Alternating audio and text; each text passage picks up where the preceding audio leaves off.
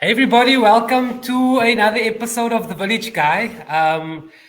For those of you that are joining for the first time, of course, this is just a platform that we try and inspire a bit of people. And of course, we just talk to people from Paarl and Wellington doing amazing things. There's so many people in our community that are they just doing what they do best and following their passion. And of course, one of these people is Gurthro Steenkamp. I've been trying very, very hard to get hold of this guy. He's so busy. He's a retired rugby player, but I think he's much busier now than when he was actually playing professional rugby. But I mean, I don't really think Gurthro needs any introduction. But for those that have been living under a rock for a very, very long time, I'm just going to give you a brief CV about Gurthro. So Gurthro, of course, born and bred in Paarl, played professional rugby probably most of his life. I mean, I read up a bit about him today, and his professional career spans almost to more than 15 years. For a professional rugby player, that's very, very long. And I just wanted to chat to him a bit about his journey into rugby. His cabinet of trophies is so full. I mean, under 21 World Cup winner. He's got a Super Rugby trophies. He's got a World Cup trophy. He's been in 2 World Cups. He's got the SA Rugby Player of the Year. He ended his career in Toulon and Toulouse and Stade de France in France. And I think he's still busy and he's doing what he does best. He's following his passion. So I wanted to chat to him a bit about this, following this passion. And I must say, Gurthro, when I read through everything going down here, I had so many questions that I wanted to ask you before we even get into your life journey. There's so many questions just on your CV. But otherwise, how are you, man? How's coronavirus treating you? How's coronavirus in France? I see you guys are up ahead of the peak again. What's happening there? Firstly, brother, I just want to say, get a touch, my man. Boom. Good to see you.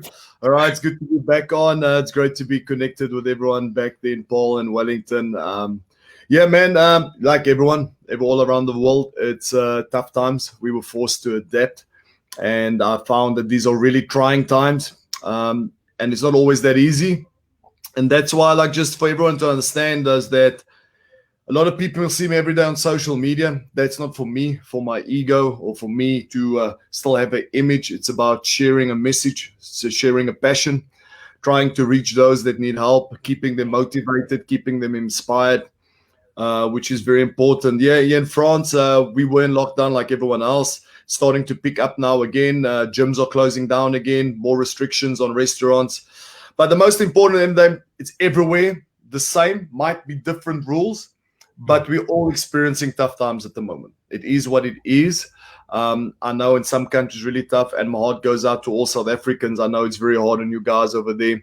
And I think about you guys all the time. I don't think that I'm for 1 second I'm all here in France, that I don't forget about all the people in Paarl and all the beautiful people in South Africa. So, yeah, Miles, man, these are tough times, but we need to move forward. And the message I share today to people, if you're in a position to help someone around you, you need to do it.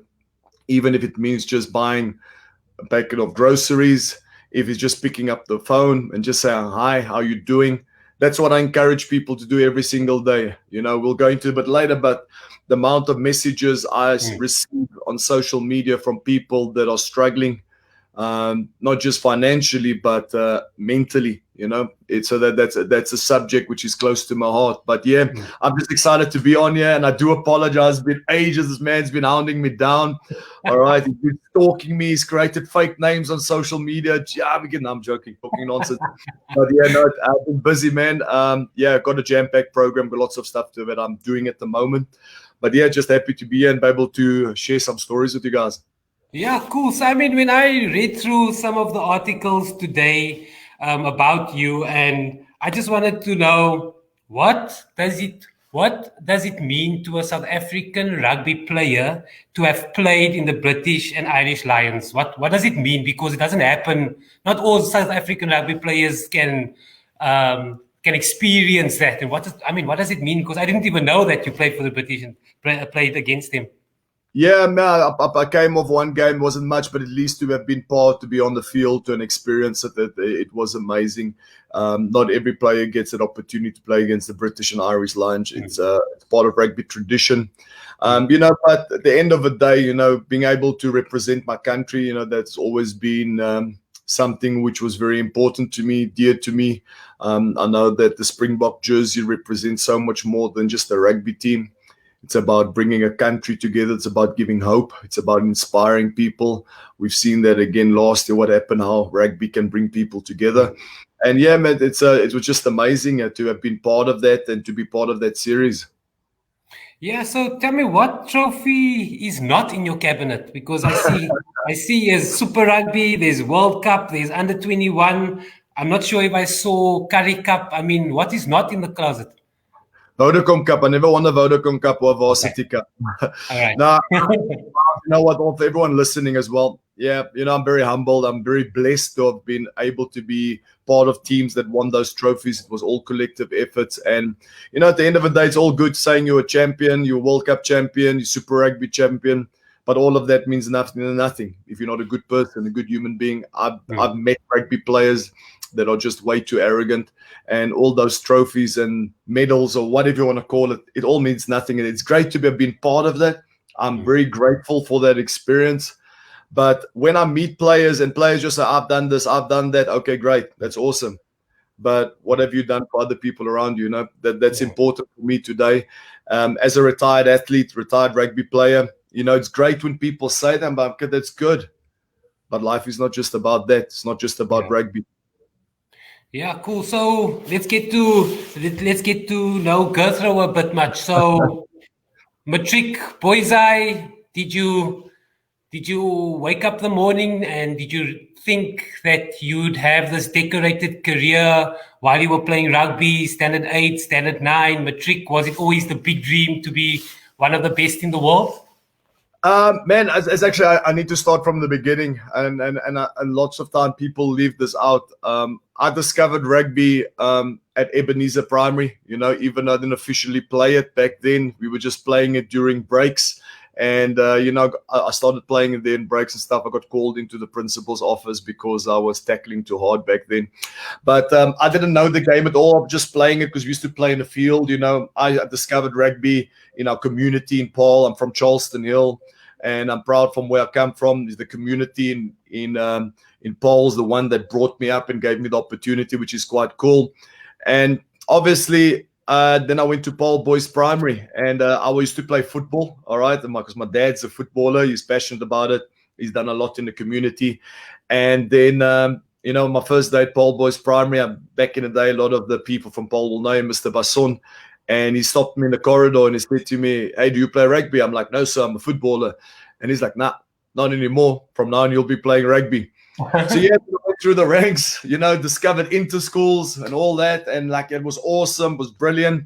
And, I learned a lot when I was at Paul Boys Primary. Then I went to Boys Eye. And, obviously I knew there's something there. But then again, I was just a big guy.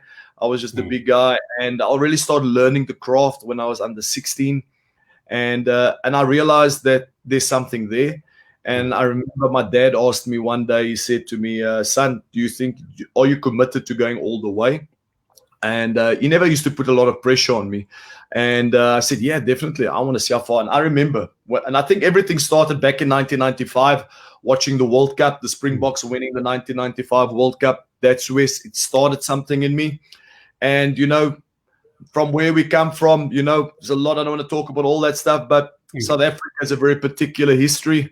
And a lot of people have been hurt by it. And, that just rugby brought everyone together, gives people hope, allows people to dream. I dreamt about wearing that Springbok jersey one day. But I think at the age of 16, I knew I could possibly go all the way. And when my dad asked me, "Are you really serious about this?" I'm like, "Yeah, I'm definitely." I said, "Okay, we're going to start doing it." And nothing crazy. He wasn't overbearing or anything like it. He just used to wake me up at 5:30 in the morning and said, "Right, you're going to go for a run now." And Wow. like I would go to run for a run before school, and later I would just run all the time. And we had people from the neighborhood, but I think also a big kickstart and a big motivator for me, a mentor for me, was Mr. Patrick Ross. All right, a lot of people in the Paarl community know him. You know what he's done for the community has been amazing, and you know he inspired me, got me running as well. Job, we went for long runs, did a 10K, all those type of things. And at the stage we had this group of people, of youngsters jogging together. And even Marcelo Ross, everyone knows him as well. And my neighbor, we would run with my brother. And yeah, I think when I started playing first team at Paarl Boys High, started going for trials, I knew there was something. And like my dad always said to me, like, now you need to go for it. You need to work harder than anyone else if you want to achieve it. So it was always a dream of mine. And yeah, it wasn't an easy road getting there. Yeah. So what happened? So you finished with matric. I see you went to under 21 World Cup winner. Was there? I'm going to be a professional rugby player. I'm not going to study. Was it just I'm going to ride this wave? No, okay, I'll be dead honest with you guys, and I need a lot of youngsters watching this. This is very important because you know, I'm always transparent with what I've done and the mistakes I've made. I want people to learn from my mistakes. I think one of the biggest regrets that I have today is that I never finished my degree. I studied law. I finished about 3 years, and I never went all the way. But to understand where my little journey, and obviously I'm from Paarl, and you used the whole Stellenbosch, Cape Town, all that stuff. And then I went to Bloemfontein to university, like, and everyone's like, what the heck are you going to be doing in Bloemfontein? Yeah. There's nothing. It's dead. It's dry. New culture and all those type of things. And also being in a hostel for the first time. And obviously I tried to juggle things in my first year, rugby studies. And, you know, and it became hard being a professional rugby player when I started training with the Cheetahs team. It became really tough. I tried the whole e-learning route. It wasn't always that easy. But looking back now, there was a way to do both. Other players have done it before. And I think it comes down to a question of being disciplined, you know, and a lot of youngsters watching this, I know we all have ambitions to play at the highest level. We all have ambitions to be a professional athlete. But one thing I will tell you is do not neglect that. I only got my diploma degree at the age of 37, got a business degree in Toulouse Business School. And when I shared this news with my dad, he said, "Oh, that's awesome. I'm so proud. Where's my money? You owe me." So yeah, I always knew I could make it professionally, but it wasn't the easy road. And I think a lot of that is due to my upbringing, my dad, my parents, my family, the community of Paarl, the people that always supported me. That helped a lot. When I went to university, I was just a kid all the way from Paarl in Bloemfontein in my hostel. I had no car, didn't even have a bicycle. And I had to go to training, and my training field was about 3.5 k's from my hostel. So I had to run to training. I went for a jog. I would jog. I didn't have a bike, didn't have anything like that. And whenever I would ask my dad, you know, I need something, I need a bike. I said, well, you got 2 feet. Okay, that's why you're running. And at the time, it was tough. And at times, I would try to get shortcuts and get a lift. But eventually, at the end of the day, I would just keep on running. And that was part of me. It became part of why players used to make fun of me for running all the time. And then at some stage, I would play a full game for the Cheetahs under 19 and then another half for the Cheetahs under 21 consecutively. So back then, I would play like over 100 minutes of rugby on a Saturday. But yeah, I knew I could make it professionally, but it had its challenges. It wasn't easy. Yeah. So tell me, where were you when you got the call to represent your country? I mean, where were you? I mean, that's any schoolboy rugby's dream to get the call. I mean, who called you? Was it BBM? Was it WhatsApp? What was happening back then? No, actually, it was via the news, man. I saw it on TV. You know, obviously, I was that stage. It was end of 2004, and I was still a youngster. Just played for the Cheetahs. You know, at that stage, I had no ambition. I had ambitions, but I didn't really think that I would be included in the team. Jake White, obviously, was my coach with the SA 21 team, so obviously, I had a good relationship with him, still do. And I didn't really expect it, and to be included in it, that was just unbelievable. Actually, before that, we were included back then. We had the green and gold squad, helping players, giving players the tools necessary to get there. But yeah, when I got that that call up, that was a proud moment for me because, I was one of the first in our family to be able to play at that level. And I knew back then it meant a lot for the community in Paul. And it was just, I think it was so rewarding for everybody that played a massive role during my career to be able to get that achievement. Yeah, and then Gurthro also, I mean, if I also read today, your whole career was ups and downs with injuries. I mean, there was a stage after the World Cup between 2010 and between 2007 and 2010, you had this dip because of injuries, and then you came back with a bang with 2010 South Africa Player of the Year. Tell me a bit about that journey. I mean, that was probably a very, like you say, mentally tough time in your journey. How did you overcome that? I've actually shared the story quite a bit, and I don't think we have enough time for it. I'll try to keep it short. But I was plagued with injuries, a lot of injuries. And I think after 2007 World Cup, I was also in competition with Beast, Matuera Tendai. If he's ever watching this, man, brother, get a touch. So proud of you. 100 test matches, World Cup. Awesome. And Tendai came on the scene as well. So there's lots of competition, and I was plagued by injuries as well. And those were tough times. I think the toughest thing with me was after winning the All Blacks in Dunedin 2008, playing Australia after that, and being sent home. I still remember this feeling. I arrived in Pretoria, and we were on our way to go to Cape Town. And my bags are packed and everything about to leave on the bus. And the coach stops me and he says, sorry, you're not going with us. And I was like, shocked. I'm like, seriously? But anyway, each coach has his ways, and that really got to me. I was angry and I was mad. And then obviously that put me on a dip. But, the Bulls kept on playing, gave me my best. We won a Super Rugby in 2009, 2010. And then we went to Leicester Tigers, and everybody knows this story. I got humiliated in that game. I got told I would never wear the Springbok jersey again. I was told I was an embarrassment. I remember my dad even told me, son, I don't think you should come back to South Africa now because the media are pulling you apart. And, I still remember these headlines. Gurthro has been castrated. Gurthro should retire. Gurthro is finished. All those type of things. And, for 2 weeks, I stayed in Europe, went to go visit my friends. And, that was the great thing about Facebook. Any of my friends, you guys here in the UK, France, I need a place to stay. So I kind of went to find myself, and I was honest with myself. Where do I want to go? What do I want to do? Should I stop? Should I fold? What should I do? And I said, hell no, I'm not going to do that. All right. That's not my legacy. There are so many key people in my life that sacrificed, my parents that sacrificed to give me the opportunity to have a great education, people that have invested their time, and it just realized me, and it stuck by me. You know what? I need to go. I need to go all out. And I look back at what happened. Why was I in that situation? Why was I not starting for the Boks? Why did I perform poorly? And I said to myself, no, I need to get to work now. I need to get work.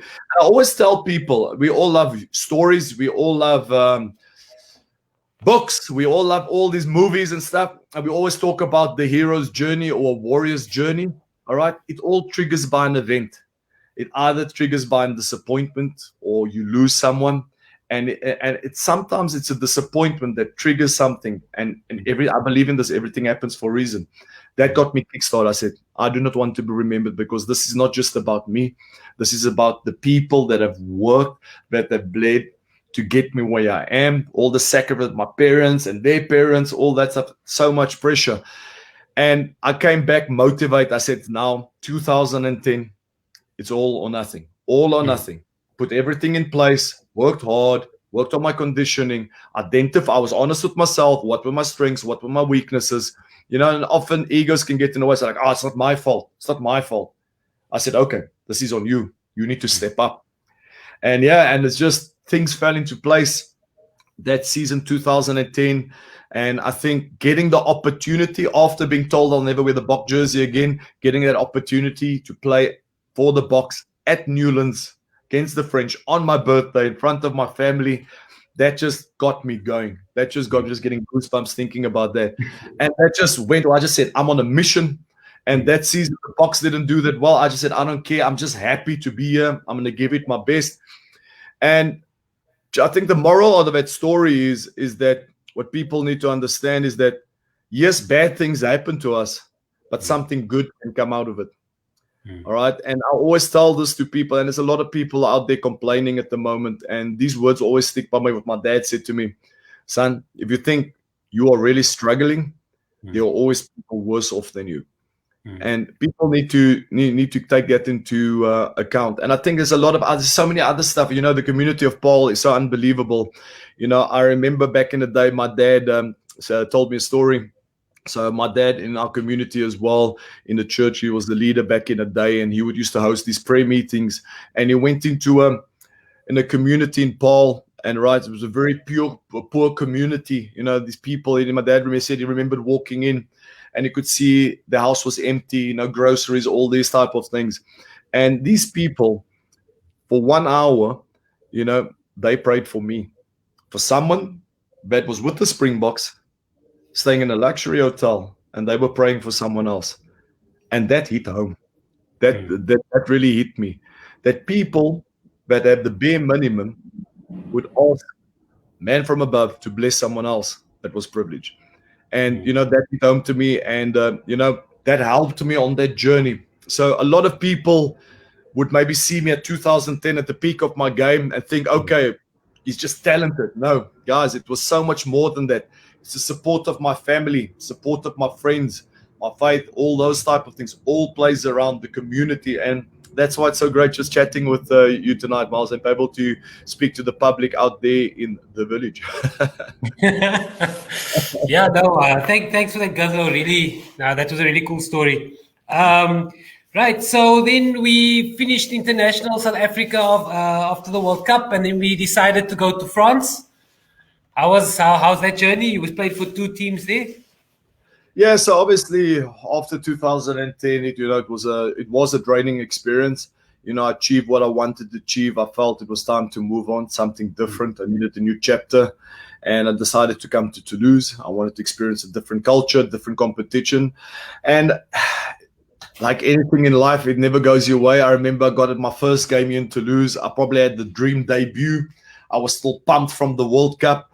And then I fractured my hip in the first game, Wow. And once again, new club, first game, get injured. And it was fairly tough, and very complicated at the stage. Coming back, came back too early, got injured again, came back too early, came injured again. And at some stage, I had to make a choice to have a complete recovery, which I did. And then I got the opportunity to play in the final for Stade Toulousain, which was quite cool. And I actually remember the week before I played in the semis, I was on the bench. And being out for so long, I didn't expect to play in the final. And I remember the coach come to me back at the end of the day, Guinoves. He said to me, well, gee, you're starting the final. This was after the semis. I said, wow, that's awesome. And, to have won that trophy, that was an amazing experience. And, I had a great career here in Toulouse. The people of Toulouse are amazing. They still are amazing, still continue to support me. And I went on a little medical joker expedition for 4 months at Stade Francais, which was quite interesting, staying in a tiny little flat on my own while my family was still here in Toulouse. But yeah, it was a great experience. I'm still here in France, loving France. I do miss South Africa. But, it has a lot of players always have these ambitions of playing abroad. It's not that easy. It's challenging, new culture, new language. It's very tough. But, definitely enjoyed it.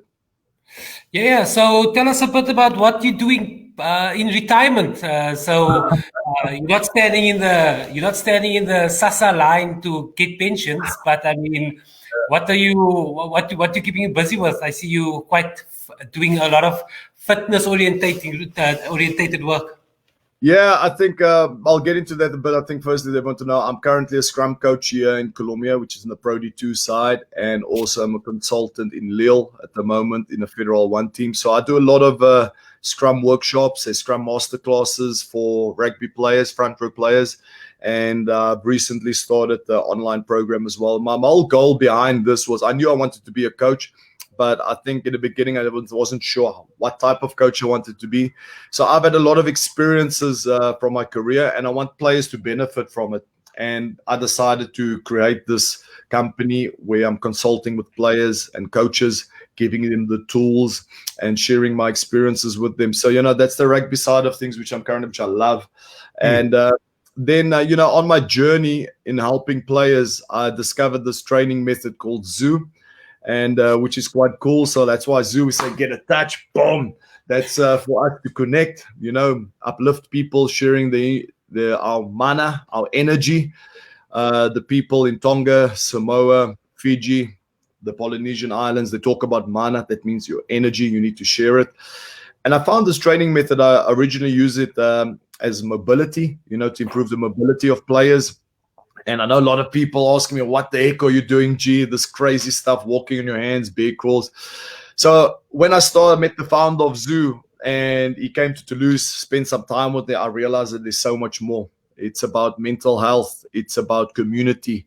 It's about bringing people together. And, being a retired athlete, that's something which we need. A lot of rugby players, when they retire, they struggle. A lot of players struggle with depression. All right, mental health. A lot of players have attempted to commit suicide before, stuff we don't always talk about. All right, but something which is close to my heart. I always try and reach out to players. And then I found this training method called Zoo. No equipment.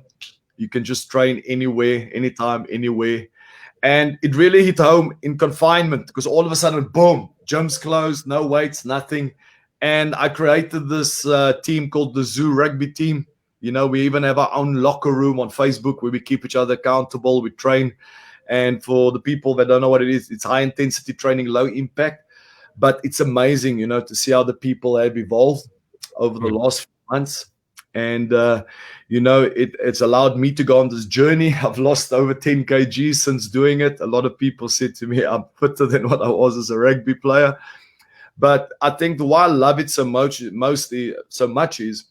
that I see the difference it makes in people. People change as human beings. We go back to our core values of respect, honor, truth, empathy. And, that's helped me a lot through a lot of trying times, especially in COVID-19. Rugby stopped here in France. We all had to adapt.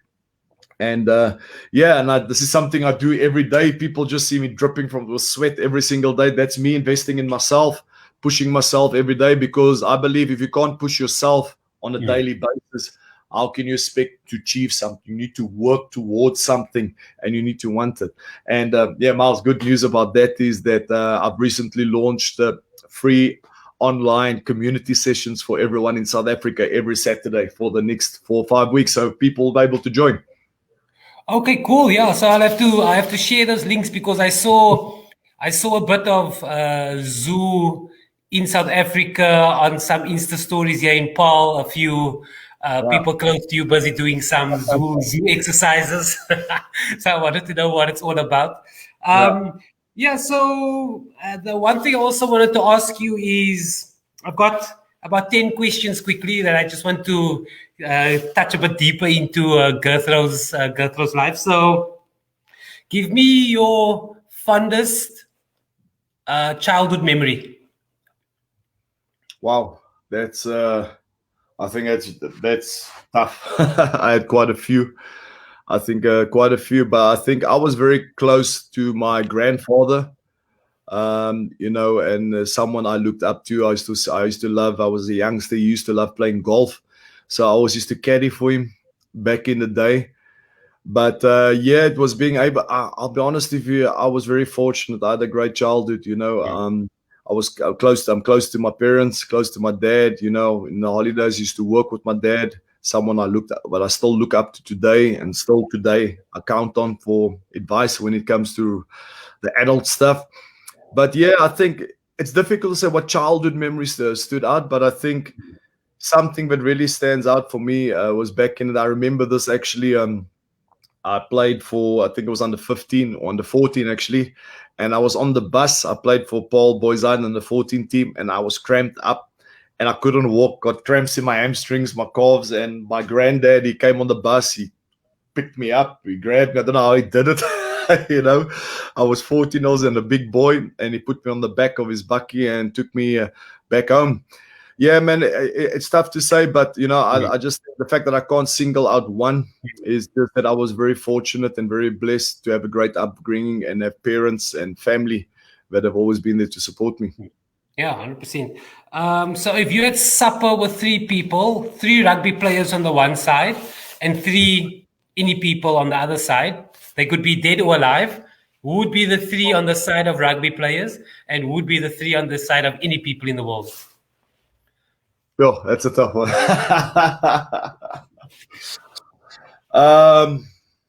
You're putting me there on the spot. That's an interesting one. Well, definitely non-rugby. I would definitely have my dad there, and I'll have my brother there as well. And unfortunately, I'm going to add another two as my two best mates in Bloemfontein, Chris and Rodolph. Two guys that helped me during my career as well. Rugby-wise, I was a big Case Muse fan. Played for the All Blacks back in the day. I would love to be able to sit down with him. And, a guy I respected back in the day, and God bless his rest his soul for not being with us anymore, is Chester Williams. Someone being from Paul as well, someone I was fortunate enough to be coached by him as well. We all looked up to him growing up, being from Paul. And I think, on the other side, to have someone there would be, not because of of the journey of winning the World Cup, but I would say definitely Siya Kolisi, because I was part of the Springbok team when he just started out as a youngster, as a junior. The man was slightly bit lost, and to see what great man he has evolved, the responsibilities he has taken on as a human being, as a husband, as a dad, looking after his family, and also what he's done for this country. Those are the people I definitely have at my table. Nice conversation to have there. So who's your role model? Who's the person that you look up to or pick up the except your dad? We've had enough of your dad now. Who's the role model? Man, it's tough. I think, back in the day, if I talk rugby-wise, I had lots of role models, but I think back in the day, I really looked up to Osterrand, being a young prop. What he did was, he was just a machine. He was just all over. But I think someone that I really looked up to back in the day, would be someone like Zinzan Brook, just his charisma, the humility he showed, being one of the greatest players in the world back then, and being humble at the same time, So I had quite a few role models and stuff, but, those were the two that really stood out. Awesome. And then what's the one career highlight for Gurthro Steenkamp? What is that one thing that it's always repeated in your head, like best time ever? Oh man. Now I will say biggest highlight for me, honestly, was winning the Super Rugby for the first time, 2007. Because I still remember this. I was actually sitting on the bench and my head was down. And I thought we lost it against the Shark. And then all of a sudden, Brian Abana scores out of nowhere, sidestepping 500 people. Sorry, not 500. I'm over-exaggerating. It was 300 Spartans in front of us. And he just got through all of them and scored. So, that even though being part of a World Cup team and all that, but that really stood out. That was really special. Mm-hmm. What was the most challenging time in your career, and how did you overcome that time? Most challenging time, that's an easy one because I talk about this quite a lot.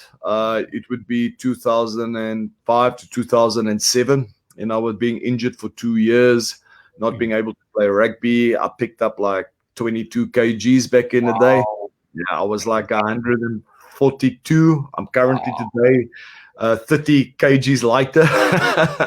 Wow. Yeah, that was a tough time, back then, looking back at it in the state of mind I was in. And that's what that's where a lot of rugby players, I think today's even worse compared, because today you got all the social media, you got all the people, just one photo gets sent out, everybody blasts all over the place.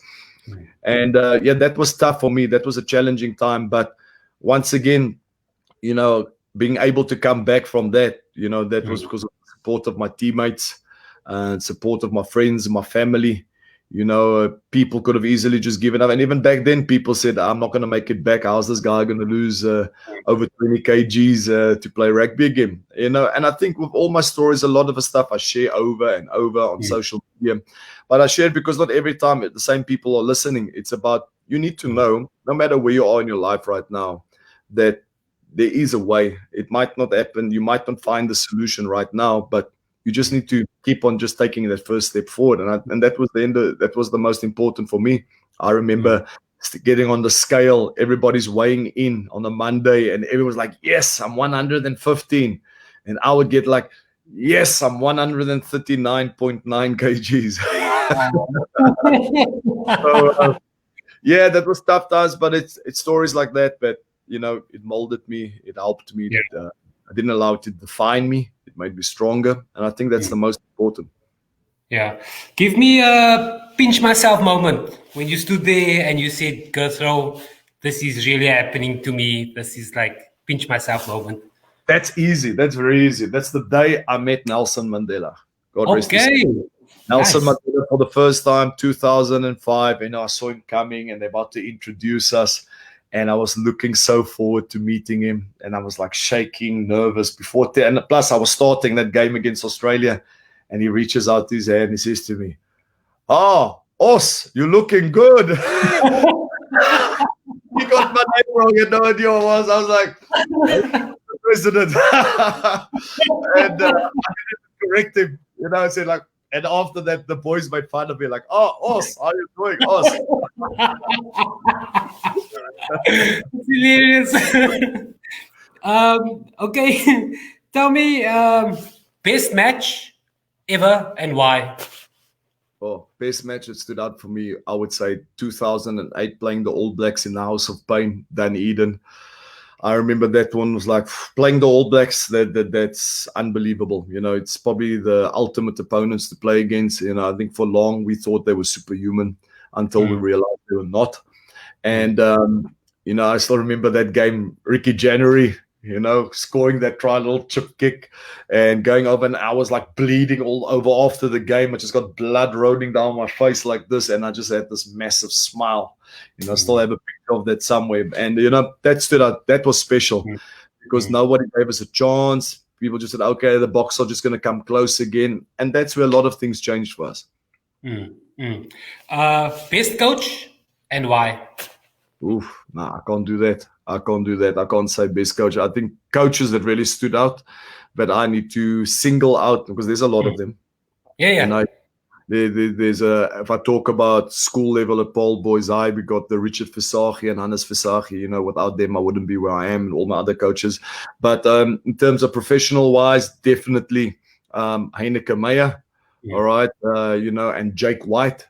Those were two guys that gave me the opportunity. Jake White gave me the opportunity to play for the Springboks. He believed in me. And Heineke Meyer, he brought me back from the dead, He believed in something special in me. In 2005, 2006, being 20 plus kgs overweight, he could have easily canned me.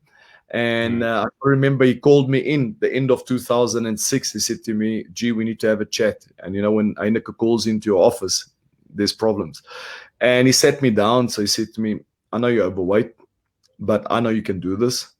Wow. You have 3 months to lose that weight. And if you lose that weight, you will start every single game for the Bulls." And after that, I lost that weight. It was blood, sweat, and tears. And I started over 60 games consecutively for the Bulls in Super Rugby. So, there's all these coaches that had massive impacts in my life, but especially Heineke Meyer, Jake White, and there's definitely Frans Ludeker as well, the Bulls, but especially those two definitely stood out. Yeah. What 3 traits should you have to survive professional rugby career? You have had a long one, 15 years plus. That is on average probably that's very high in terms of professional rugby. What are those 3 traits that you need? I would definitely, the 3 traits that I would say definitely that you need is work ethic. All right. If you're not willing to work to get where you want, it's going to be really tough. And I also believe it's all about, and work ethic, it combines a lot of things, discipline, determination, all those type of things. And then I would definitely say humility. All right. You need that because I've been there. Take it from me. There were times, and no one does this on purpose. There were times my ego was a bit too much or my head was a bit too big, and I fell hard. So I'll definitely say humility. Humility will take you a long way. And then the other thing is belief. You need to believe in yourself. You need to believe that you can make it.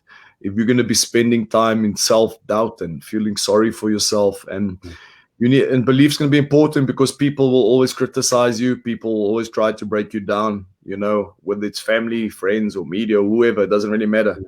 There will people that hope that you don't make it. So you'll need belief, work ethic, and humility, which is very important. Cool. And then lastly, Gurthro, we are in the main road in the Perel Stadsaal. We have a Gurthro Steenkamp day. We've got just a lot of youngsters. We've got guys that are just starting their career in rugby. We are guys that are in matric, and they've got these big contracts from the big unions. They say, I don't know, are they going to call you Gurthro, or they're going to ask Uncle Gurthro? But give them some advice, dude. I mean, you've had such a illustrious career. You've done it all. Your cabinet is full. You've got all the jerseys, and you're still going. Never say die attitude. What's the secret? Tell them. I think the secret is about being relentless. I think growing up, knowing that you have to work 10 times harder than anyone else to achieve what you want to achieve, having the odds always stacked against you, and always having to fight. You need to know it's going to be a fight. If you want to become a professional rugby player, you have the contract going, it's going to be a fight. It's going to be a dog fight. All right. There are a lot of rugby players out there, and I always tell the players, you need something, you need a point of difference. You need something that makes you unique, and that inspires your coaches, your teammates. It needs to be more than just rugby. All right. It's not just about, okay, I want that contract, I want to play professionally. It needs to be more. It's about what you want to achieve, what your dreams are.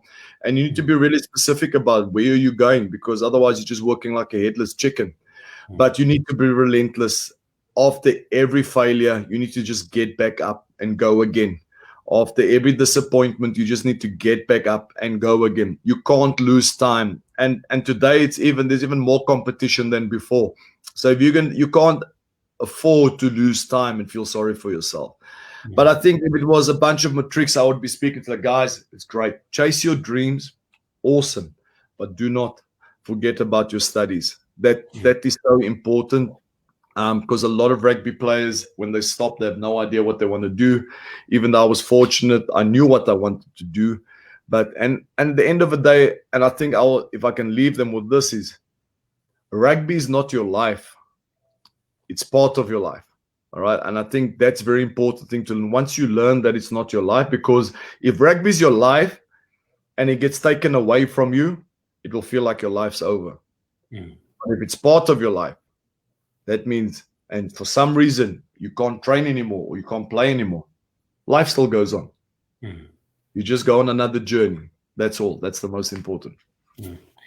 Awesome, Gurthro. And tell me, what's the other secret in Paul? Because this weekend I counted nearly more than 20 people from Paul that grew up in Paul schools that played for the 4 unions this weekend, Bulls, Stormers, Lions, Sharks. Why is Paul? What's the secret in Paul? Is the water? Why is the rugby talent so big in Paul? I think it's very simple. I don't know if his places are still open in Paul, but I think definitely it's Lady Grey fisheries. I think which all of us ate back in the day. I think there's something special in that chips being wrapped in newspaper, and I think that played a bigger role. I just think, I think Paul's just a great place. I just think there's something special in the community. And I just think Paul attracts people. I think Paul attracts the best people that want to excel. And I think in sports, they're attracted by Paul Boys High and the other school we shall not name. No, I'm just joking. Paul Gymnasium. And so many other great schools in Wellington as well. And we've got Stellenbosch close by. But there's definitely something. I think at the end of the day, Paul creates an environment for youngsters to excel, away from the city life. I think that's the main thing, unnecessary distractions. And I just think it's the community of Paul that allows these young athletes to perform after school. And lastly, what's the big dream? What's Gurthro's big dream? What's happening? Man, I'm still figuring that out. I'm just trying to move faster than the owner of Zoo. No, I'm joking. Uh, to be dead honest with you, definitely I have ambitions to one day coach at international level.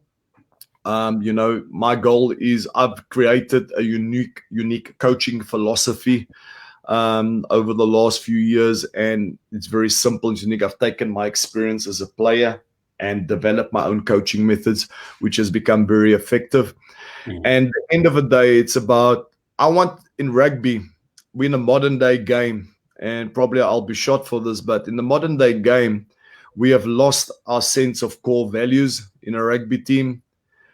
Coaches have lost what it really means to be a coach. I grew up looking up to my coaches, respecting them. They were like my heroes. And for some modern day coaches today, players are just stock. If you're not good enough, we'll take someone else. But my goal is to be able to help players and help coaches all over the world. And yeah, definitely one day I would love to be at international level. But for the time being now, I'm solely focused on helping rugby players and just helping people in general, whichever way I can.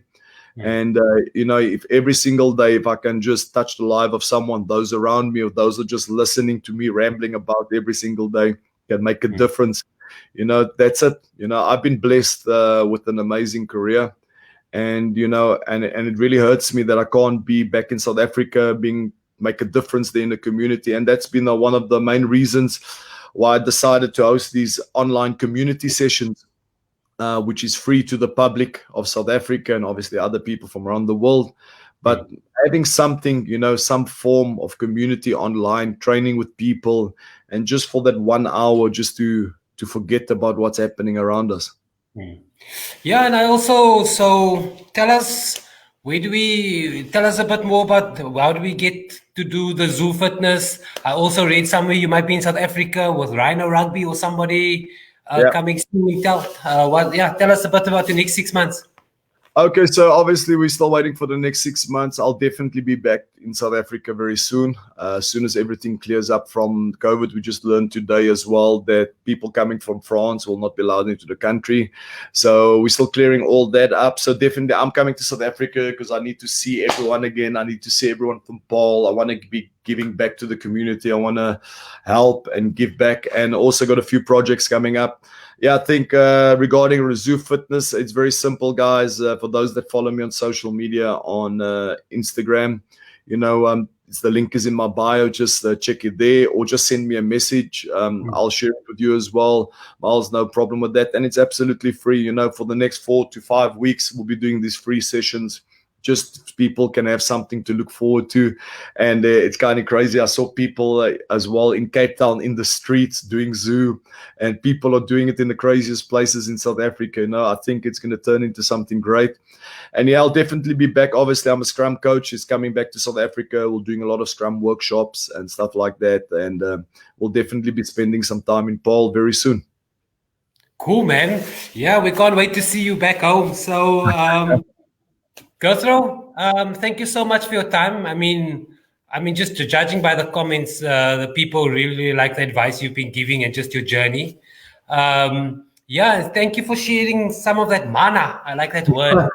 sharing some of your mana. It was, I enjoyed the interview. I said it's going to be half an hour, but I think what you said we can still go on if you want, doesn't it? But do thank you so much for your time, and keep doing what you're doing. I like what you're doing, and keep inspiring. No, thanks a lot. No, it's been awesome actually just see Celeste Adonis. Hey, she's a warrior, get a touch, boom. Sorry, I'll see. I watch your posts regularly. She's inspiration as well. Great stuff. Really love that. No, I think it was just awesome. I really enjoyed this. And man, I think the most important, if this is my message that I can get across today, you need to go out tomorrow. If you're watching this, if you felt inspired by this chat, and firstly, well done to the Village Guy for organizing this awesome chat and this awesome page and getting people connecting and boosting the people from the community. Well done. That's massive. That's awesome. Well done for you on that. But people that are watching this on that feel inspired, go out tomorrow, and I want you to challenge yourself. Do something for someone else. All right? Not just family, someone that's in need. It can be a phone call. It can be small donation. It can just be some groceries. Do something for the fellow human being. That's important. We need each other. And if you have any issues at the moment with anyone, just let it be. There's something else happening at the moment in this world. It's time for us to get together, become stronger, and unite. All right. I don't have time for politics and all that nonsense. I'm worried about you guys, human beings. That's what we want. We need to stand together. Thanks, my man. It was awesome chatting to you. Thank you, Os. Touch, man. Awesome stuff, brother. Thanks, good. Really appreciate it. Goodbye. Okay. Cheers, brother. Ciao.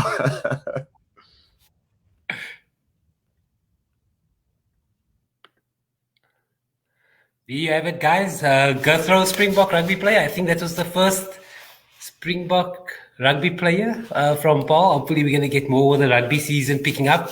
Thank you so much for joining, guys. And up until next time, goodbye and keep safe.